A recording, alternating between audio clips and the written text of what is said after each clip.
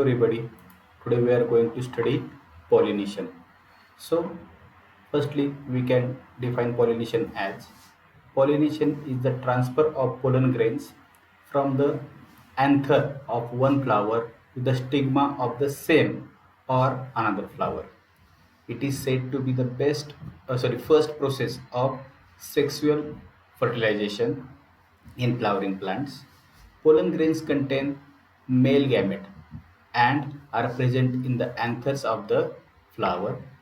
Now we are going to study types of pollination. So there are two basic types of pollination. First one is self pollination and another one is cross pollination. So let us understand more about each type of pollination a little in detail. So firstly, self pollination, when the pollen is transferred from anthers of a flower to the stigma of the same flower, then it is called as self pollination. And this form of pollination is common in hermaphrodite or dioecious plants, that is bisexual plant, which contain both male and female sexual parts in the same flower, that is androecium and gynoecium in same flower.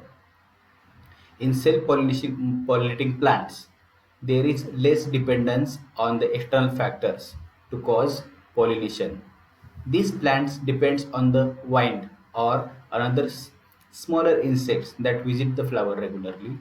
In self-pollinating flowers, the anthers and stigma are of similar length to facilitate the transfer of pollen grains. Self-pollination can be further divided into two types. That first one is autogamy.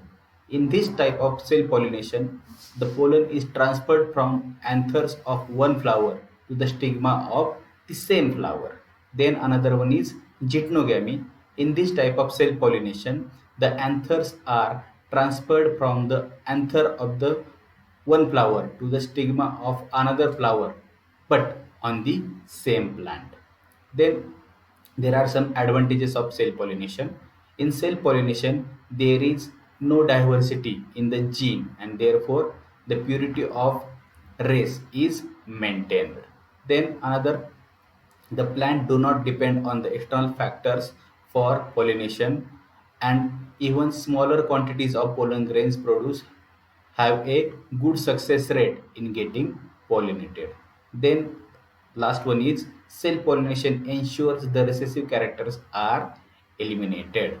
Then there are some disadvantages of self pollination. So which are, first one is, since there is no mixing of the genes, there are no new characters or features that are introduced into the lineage of the offsprings, which are not leading to the evolution.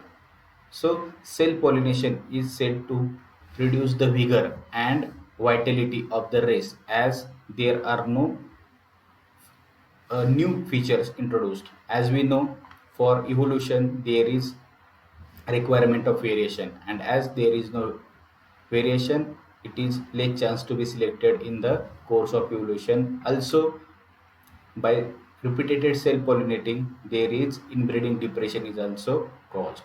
Then last, there is another disadvantages.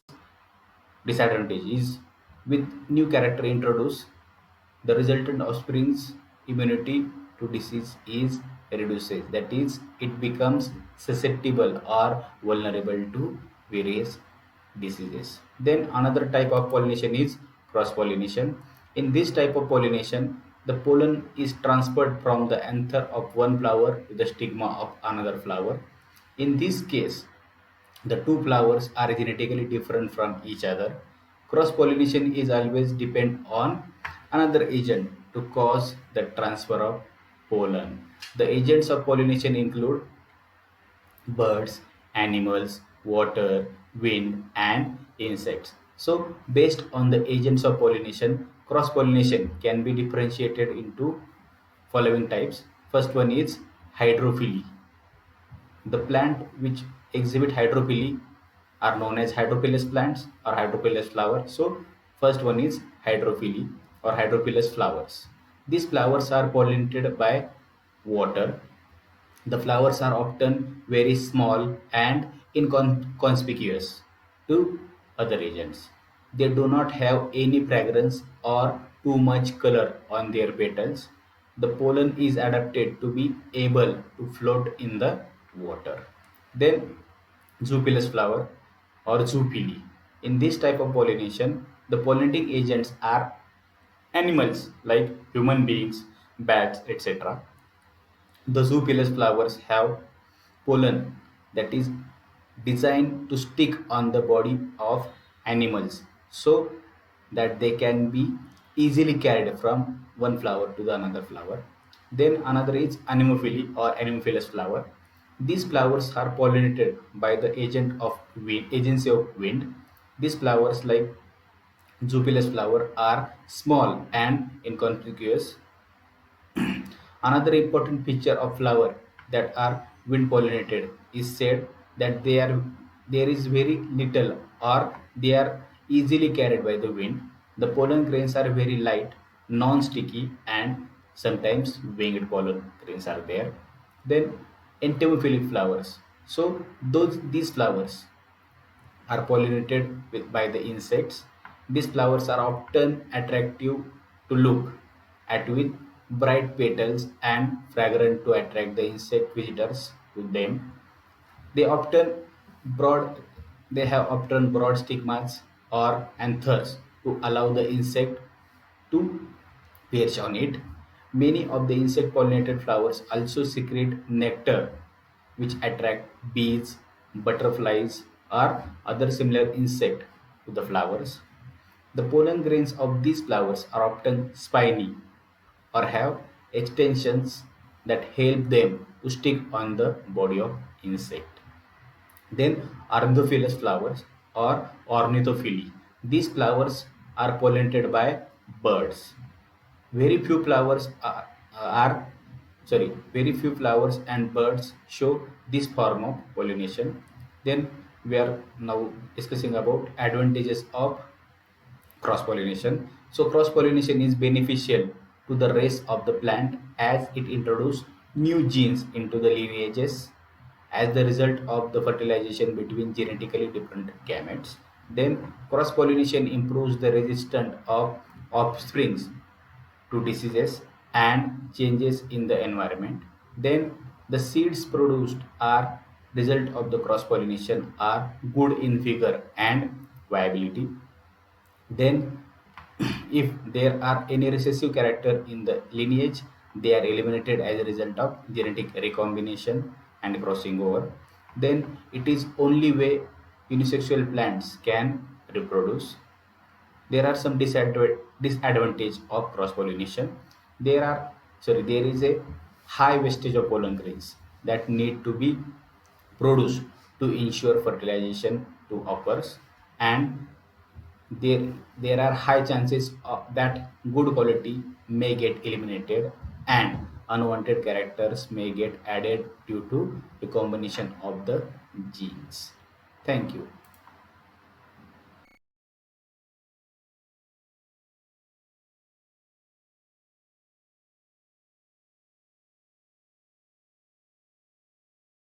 Hello everybody. Today we are going to study about fertilization in flowering plants.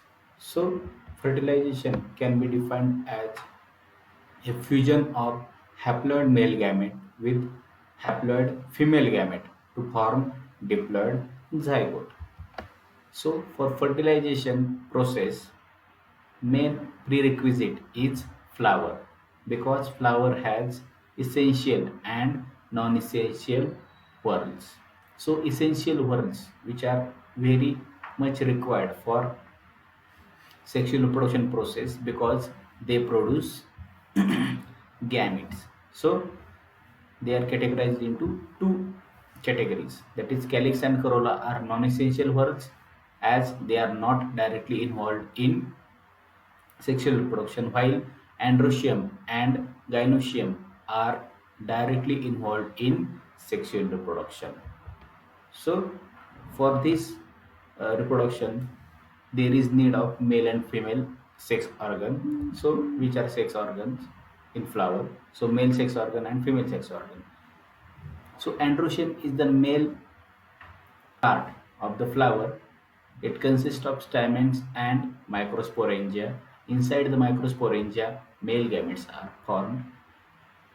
In another side, female sex organ is gynoecium, and gynoecium is the female part of a flower. It consists of carpel or megasporophyll, inside which there is ovule or egg. Then, firstly, we discuss about the stamen, that is male reproductive organ. So, stamen is a male reproductive organ. It consists of three parts, that is filament, which is a stalk of flower, anther, which is two lobe structure, and connective, which connects filament and anther. So, we can see in diagram there is a structure of tetrasporangiate anther, which shows pollen grains, pollen sacs, anther, filament, and at the base there is connective. Then another word is carpel. Carpel is the female reproductive organ. It consists of three parts. Stigma, that is terminal part where pollen grains are deposited during pollination. Then middle part is style, which is long tubular part, and lowermost part is ovary, which is fertile basal part, which contain ovule. So development of a stamen. So anther is the part of stamen. Inside the anther, pollen grains are formed. Mature pollen grains go to division to form two unequal cells, out of which large vegetative cell it acts as a pollen tube, while small generative cell which produces two male gametes or sperms by division. So we can see the structure of pollen grain. Then development of carpel or megasporophyll. So ovule is the oval structure found inside the megasporophyll. Mature ovule consists of central mass of tissue called nucleus. Then apical part of ovule is called micropyle. Basal part of ovule is called chalaza. Lying embedded in the nucellus at the micropylar end is called embryo sac. So next process is pollination. So pollination is the transfer of pollen grain from the anther to the stigma of flower. Then mature embryo sac. So it is in angiosperm. It is a 7-cell structure, 3-cell egg apparatus at the micropylar end. It consists of 3 antipodal cells at the chalazal end and central 2 nuclei, later fuse to form secondary nucleus. After pollination, after the landing of pollen grain on the stigma, formation of formation and growth of pollen tube takes place. That is pollen germination. Pollen tube grows down through the stigma and style and finally reaches the ovary, and it enters the ovule. So there are various steps of various types of entering pollen tube into the ovary or ovule. There is chalazogamy, porogamy, and mesogamy. So the fusion between male gamete and the egg or female gamete is called true fertilization. After fertilization, ovule develop into the seed and ovary develop into fruit. Then actual fertilization. Inside the ovule, fertilization takes place. In the ovule, pollen tube discharge two sperms. One of the sperm fuses with the egg and forms zygote, and another fuses with the secondary nucleus for primary endosperm nucleus. After division of this primary endosperm nucleus, it converted into endosperm, and endosperm is the nutritive tissue which harbors the nourishment of developing embryo. Thank you.